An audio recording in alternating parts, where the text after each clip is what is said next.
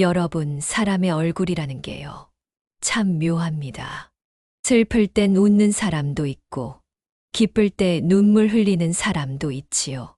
그날 저는요, 장례식장에서 누군가의 웃는 얼굴을 봤습니다.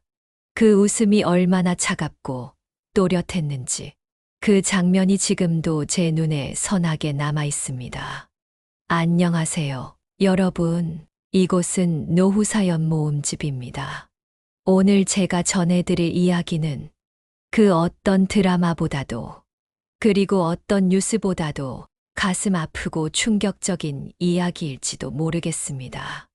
한 어머니의 이야기입니다. 그리고 그 어머니의 아들이 갑작스럽게 세상을 떠났습니다. 그런데요, 장례식장에서 그 아들의 아내, 그러니까 그 어머니의 며느리가 웃고 있었습니다. 물론 웃는다는 건 순간일 수 있습니다. 긴장이 풀려서 그랬을 수도 있고, 억지 미소일 수도 있고요. 하지만 그 미소는요, 절대 그런 종류가 아니었습니다.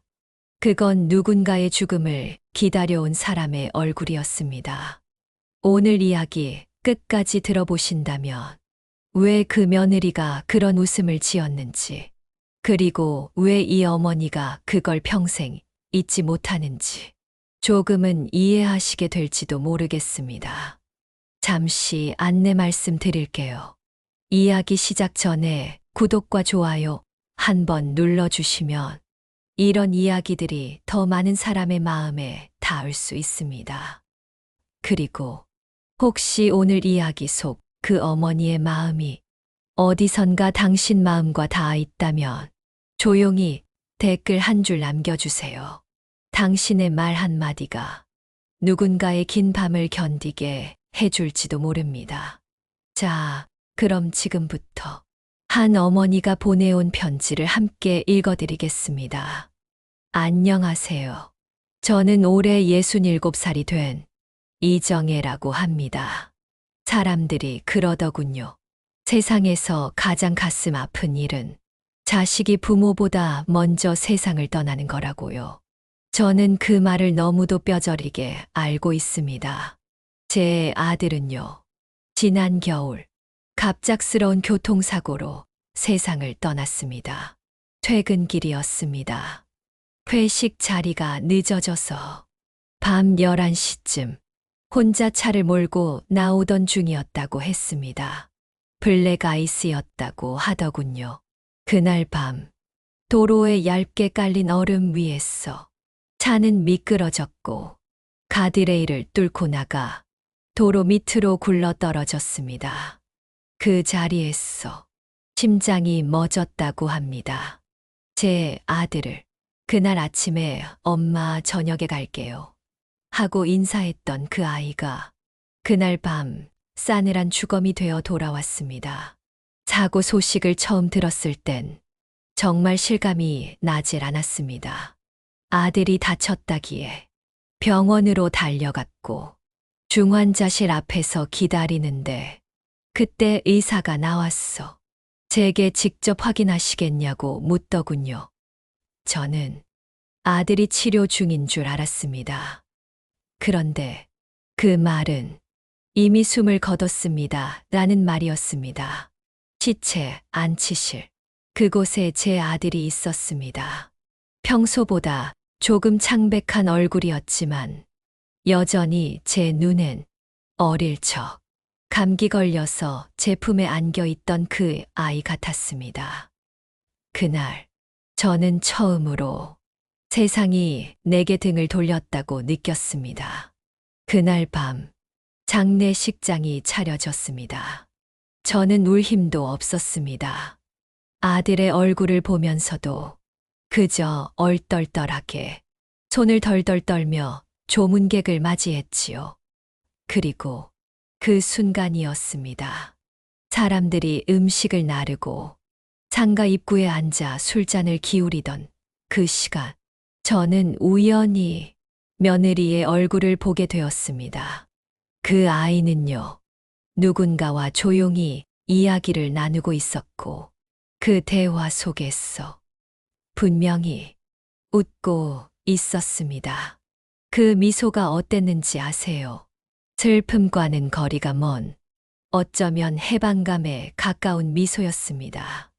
그 순간 제 가슴이 또 한 번 무너졌습니다. 아들이 죽었는데 그 아내는 왜 웃고 있었을까요? 무엇이 그 아이를 웃게 만든 걸까요?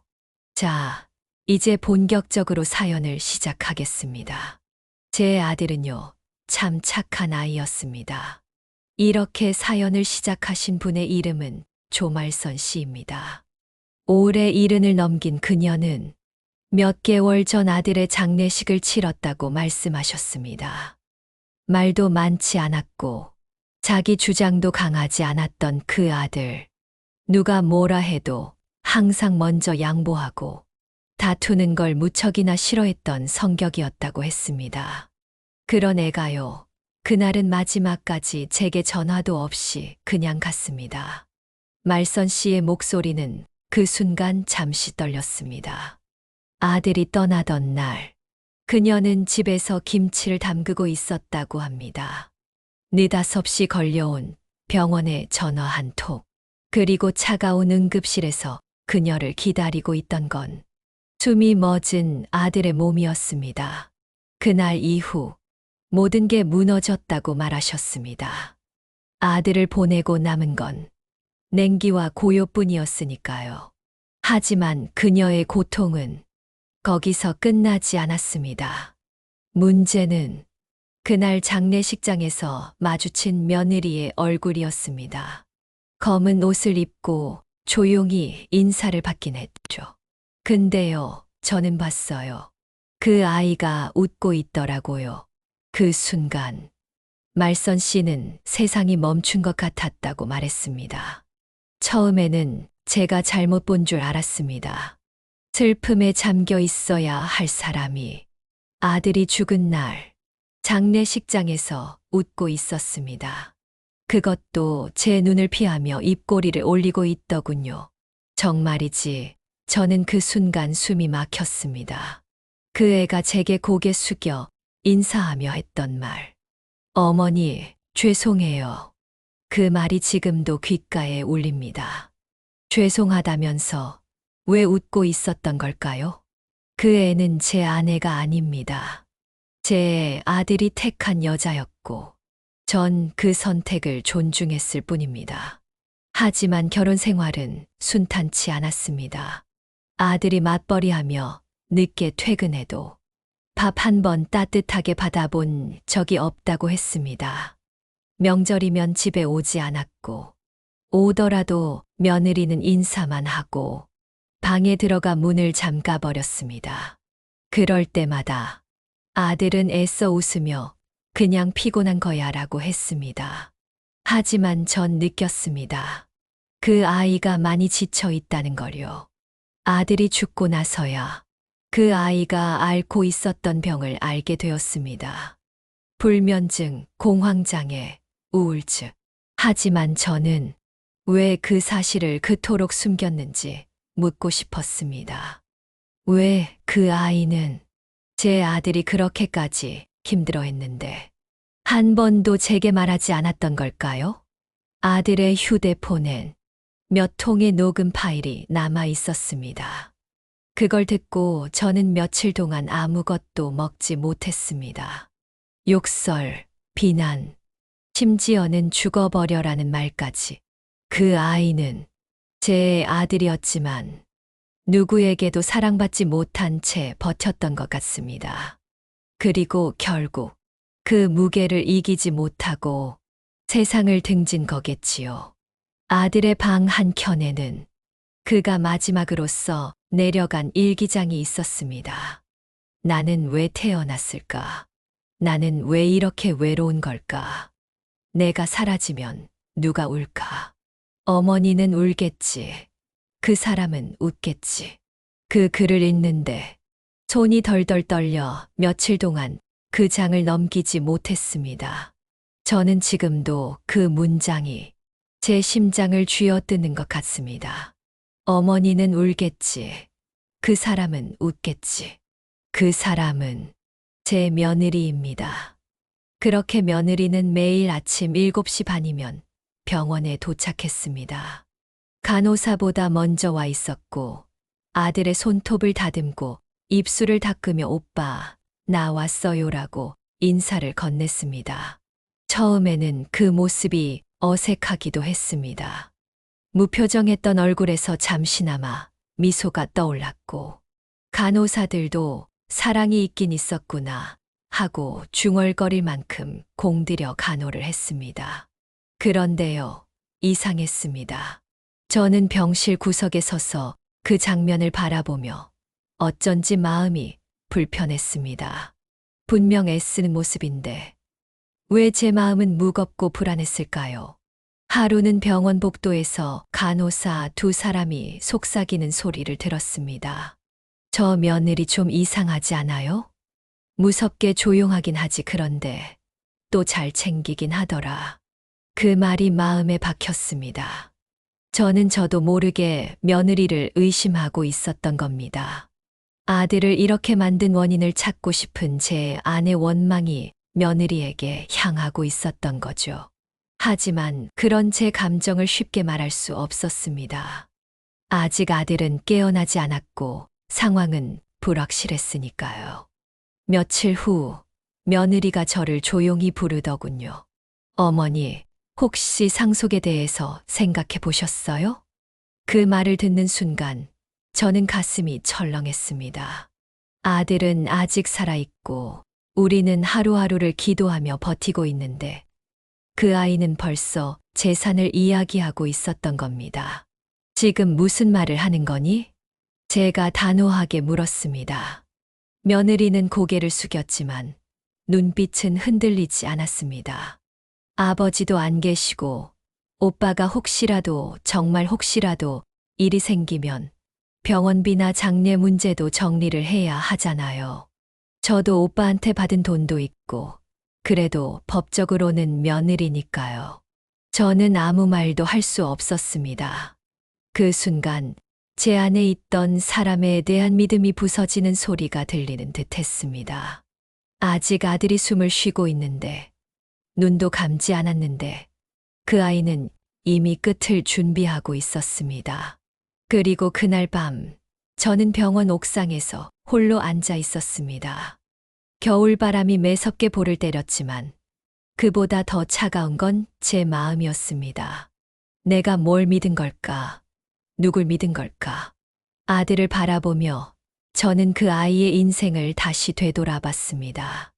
그렇게 착하고 성실했던 아이, 한 번도 제게 목소리 높이지 않았던 아이, 누구보다 가족을 소중히 여겼던 아들, 그 아들이 선택했던 여자 앞에서 저는 이제 어떤 말도 꺼낼 수 없었습니다. 다음 날 아침 병원에 도착하니 며느리가 없었습니다. 늘 아침 일찍 와 있던 아이였는데 아무 말도 없이 나타나지 않았습니다. 간호사에게 물으니 밤사이에 잠깐 들렀다가 나갔다는 겁니다. 무슨 일이 있었던 걸까? 불길한 마음에 휴대폰을 꺼내 며느리에게 전화를 걸었습니다. 하지만 벨이 울릴 뿐 끝내 받지 않았습니다. 그날 하루 종일 며느리는 병원에 오지 않았습니다. 병실에서 혼자 아들의 손을 잡고 앉아있던 저는 문득 이런 생각이 들었습니다. 혹시 이 아이는 여기까지가 끝이었던 걸까? 그때 간호사가 병실로 들어와 말했습니다. 보호자님, 아드님이 조금 반응이 있으세요. 놀라움과 희망이 한꺼번에 몰려와 가슴이 터질 것 같았습니다. 숨소리만으로 확인하던 아이가 손가락을 미세하게 움직였다는 겁니다. 저는 급히 아들의 얼굴을 들여다보았습니다. 눈꺼풀이 아주 살짝 떨리고 있었고 숨결이 규칙적으로 느껴졌습니다. 아들아, 엄마야, 들리니? 눈물이 왈칵 쏟아졌습니다. 죽음의 문턱에서 돌아온 듯한 그 느낌은 말로 표현할 수 없는 감정이었습니다. 살아있다는 것만으로도 감사했는데 그 순간 너무 많은 것이 뒤섞여 마음을 뒤흔들었습니다. 며칠 뒤 며느리가 다시 나타났습니다. 평소보다 화장도 진했고 낯선 향수 냄새가 났습니다. 저는 묻지 않았습니다. 이미 마음속으로 정리하고 있었기 때문입니다. 며느리는 침대 옆에 앉아 조용히 아들의 손을 잡았습니다. 그리고 작게 중얼거렸습니다. 오빠, 나도 힘들었어. 미안해. 그 말을 들으며 저는 깨달았습니다. 이 아이는 사랑이 없는 아이가 아니었습니다. 다만 그 사랑을 책임질 자신이 없었던 거겠지요. 아들이 쓰러졌을 때 이 아이는 아들을 떠나지 않았습니다. 하지만 그 아이의 사랑은 끝까지 함께 가는 방식은 아니었는지도 모릅니다. 며칠 후 의사가 조심스럽게 말했습니다. 회복 가능성이 조금씩 보입니다. 하지만 완전한 의식 회복까진 시간이 걸릴 겁니다. 그 말은 희망이기도 했지만 동시에 긴 기다림의 시작이기도 했습니다. 저는 매일 병실에 앉아 아들의 손을 닦고 발을 주무르며 시간을 보냈습니다. 며느리는 점점 병원에 머무는 시간이 줄어들었고 어느 날은 연락 없이 사라지기도 했습니다. 그러던 어느 날 그녀는 제게 조심스럽게 말했습니다. 어머니, 이제는 제 삶을 좀 돌아보고 싶어요. 그 말이 참 담담했습니다. 억울하지도 화도 나지 않았습니다. 저는 그저 고개를 끄덕였습니다. 그 아이도 한 사람의 인생을 살아야 할 사람이니까요. 그래, 그동안 고생 많았어. 저는 그렇게 보냈습니다.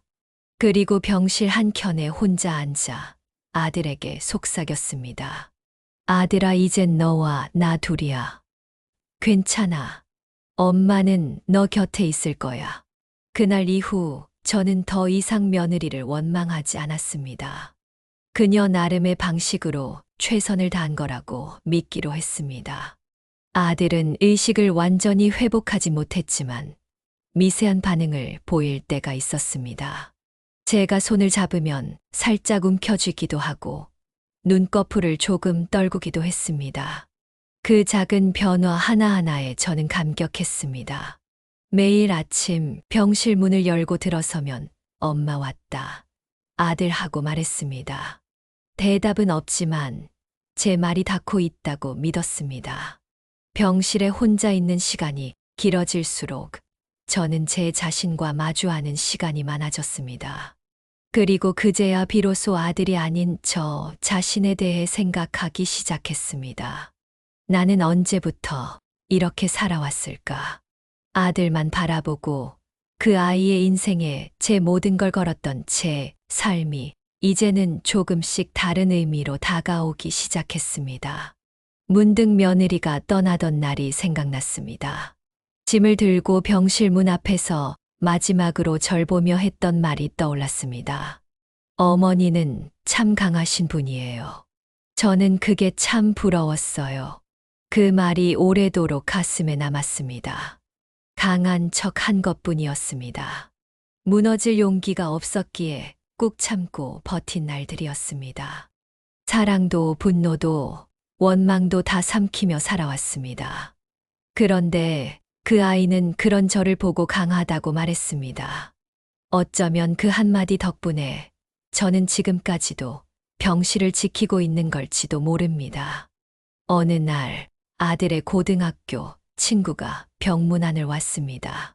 평소 연락이 뜸했던 친구였는데 아들이 쓰러졌다는 소식을 듣고 달려온 겁니다. 친구는 아들의 손을 꼭 잡으며 말했습니다. 야, 나 왔다. 너 언제까지 잘 거냐? 얼른 일어나. 네 어머니 혼자 두면 안 되잖아. 그 말을 듣는 순간 제 가슴이 무너졌습니다. 평소에 감정 표현이 서툴렀던 아들이지만 그런 친구를 곁에 두고 있었다는 것에 마음이 놓였습니다. 아들은 반응을 보이진 않았지만 저는 알 수 있었습니다. 그의 손이 조금 더 따뜻해졌다는 거요. 며칠이 지나고 간호사가 웃으며 말했습니다. 보호자님, 오늘은 환자분 표정이 조금 더 부드러워졌어요. 그 말에 저는 괜히 눈시울이 뜨거워졌습니다. 회복이라는 건 눈에 띄게 좋아지는 것도 중요하지만 매일 아주 조금씩 변해가는 그 모든 과정을 함께하는 게 더 소중한 거라는 걸 그때 알았습니다. 그날 밤 병실 불을 끄고 침대 곁에 앉아 조용히 아들의 손을 잡았습니다. 아들아, 며느리는 이제 자기 인생을 살아갈 거야. 엄마는 미워하지 않아. 내가 사랑했던 사람이니까 그 마음까지도 엄마는 안아줄게. 그리고 말했습니다. 이제 내 인생도 다시 살아보자. 천천히 조금씩 엄마가 여기 있을게. 그렇게 하루하루가 흘렀습니다. 아들은 아직 말도 못하고 걷지도 못하지만 저는 믿고 있습니다. 이 아이는 언젠가 다시 눈을 뜨고 제게 말해줄 거라고요. 엄마, 나 다 들었어. 고마워. 그리고 저는 그 말을 듣는 날까지 이 자리를 지킬 겁니다. 시간은 흘렀고 계절이 여러 번 바뀌었습니다. 병원 창밖으로 보이던 벚꽃은 지고 푸른 나무잎이 자라났다가 다시 붉게 물들었습니다. 그리고 지금 창문을 통해 들어오는 바람엔 겨울의 냄새가 섞여 있었습니다. 1년이 훌쩍 넘은 시간이 지나갔습니다. 그 사이 병실 복도에서 스쳐가던 얼굴들은 많이 바뀌었습니다. 누군가는 회복되어 웃으며 퇴원했고 또 누군가는 조용히 이별을 맞이했습니다. 저는 여전히 이 자리, 이 침대 옆을 지키고 있었습니다. 간호사분들도 제게 익숙해졌고 서로 안부를 주고받는 사이가 되었습니다. 그러던 어느 날이었습니다. 퇴근 시간 즈음 병실 문이 조심스럽게 열렸습니다. 저는 병상 쪽을 바라보다가 뒤를 돌아봤습니다. 믿을 수 없게도 그곳엔 며느리가 서 있었습니다. 아주 조용히 낮게 고개를 숙인 채. 저는 당황했지만 아무 말도 하지 않았습니다. 그녀도 마찬가지였습니다. 몇 초간 정적이 흐르고 며느리는 작게 입을 열었습니다.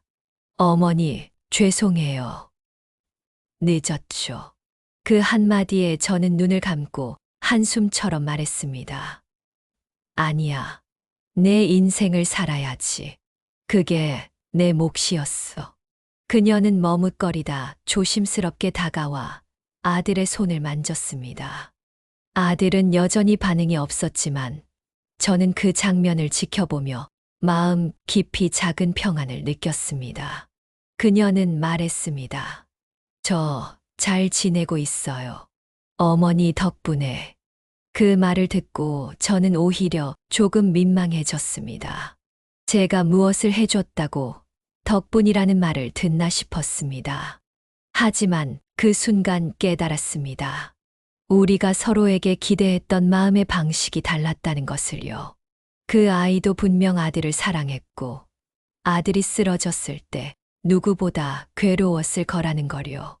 그날 밤 저는 오랜만에 병실 밖으로 나가 병원 앞 벤치에 앉았습니다. 하늘을 올려다보니 별이 선명하게 빛나고 있었습니다. 긴 시간이었지만 저는 이 시간을 후회하지 않았습니다.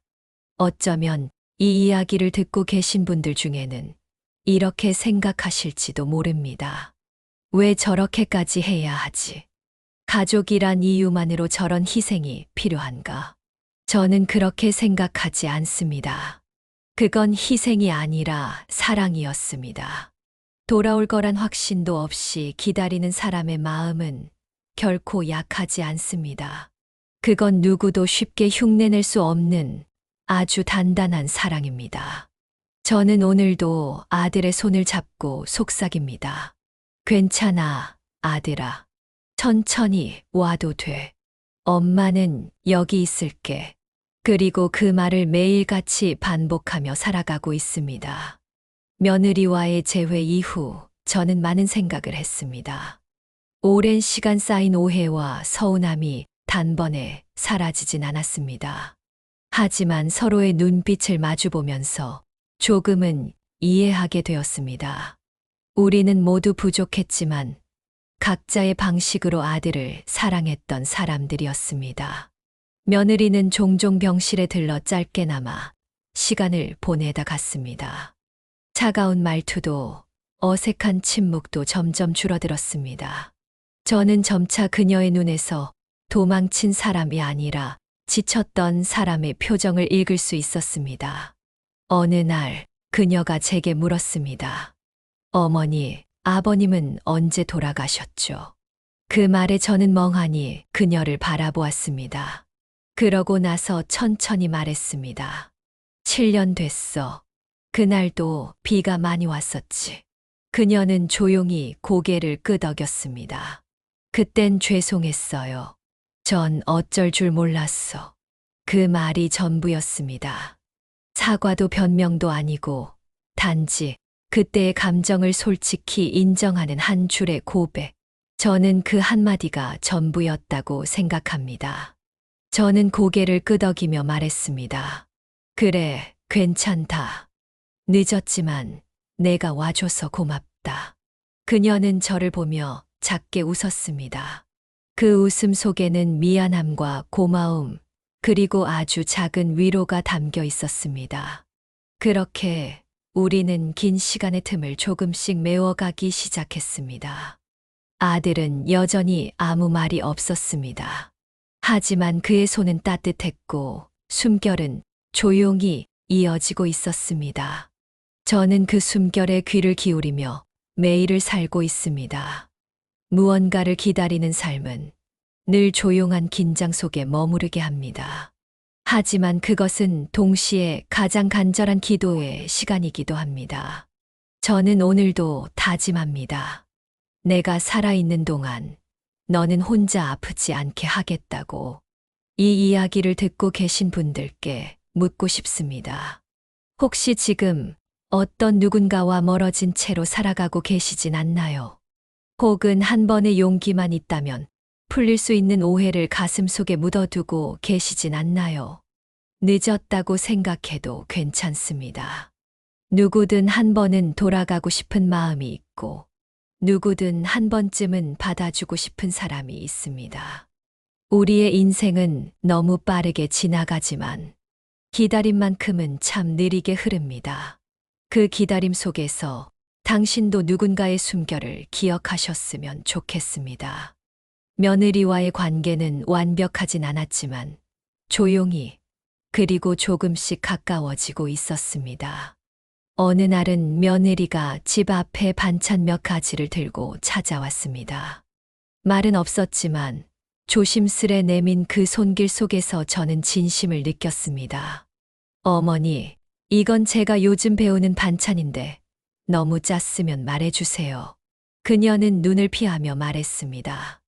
저는 고개를 끄덕이며 대답했습니다. 그래, 고맙다. 네 손맛도 나쁘지 않네. 그 말에 그녀는 잠시 멈추더니 작게 웃었습니다. 마치 처음으로 편하게 숨을 쉬는 사람처럼. 저는 그 웃음이 참 오래도록 기억에 남을 것 같다는 생각을 했습니다. 그날 밤 저는 아들의 손을 잡고 오래도록 말했습니다. 아무 대답이 없다는 걸 알면서도 꼭 들리고 있다는 마음으로 내가 떠난 날, 난 내가 원망스러웠다. 왜 나보다 먼저 갔냐고, 왜 이렇게 나를 남겨두고 갔냐고. 근데 이제는 안다. 너도 힘들었겠구나. 그걸 말하지 못한 채 혼자 버텼겠구나. 이젠 됐다. 내 며느리도 왔다. 너 없는 이 시간이 괜찮을 순 없겠지만 그래도 조금은 덜 아플 것 같다. 아들의 손은 여전히 말이 없었지만 저는 그 침묵 속에서 무엇보다 따뜻한 위로를 느꼈습니다. 며칠 후 며느리는 조심스럽게 말했습니다. 어머니, 아드님 납골당 자리 알아보려고요. 혹시 같이 가주실 수 있을까요? 저는 잠시 숨을 고른 뒤 고개를 끄덕였습니다. 그래, 그래야지. 같이 가자. 그 말이 그렇게 따뜻하게 느껴졌던 적이 없었습니다. 다시 가족이 되는 길은 참 멀고 어렵지만 그 첫 발을 내딛는 데는 단지 한마디의 말이면 충분한 것 같았습니다. 지금 이 사연을 듣고 계신 여러분, 가족이란 때로 너무 가깝고 때로 너무 멀기에 우리는 자주 다치고 자주 멀어집니다.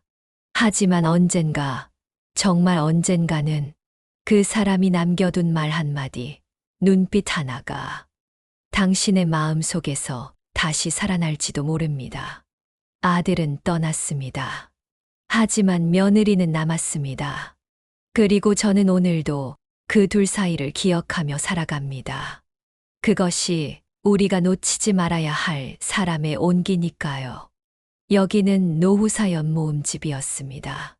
오늘 이야기가 당신 마음 속에도 조용히 스며들었다면 구독과 좋아요, 댓글로 함께 마음을 나눠주세요. 혹시 당신 곁에도 조용히 외면당하고 있는 누군가가 있다면 그의 이름을 한번 불러봐 주세요. 이야기는 그렇게 다시 시작됩니다.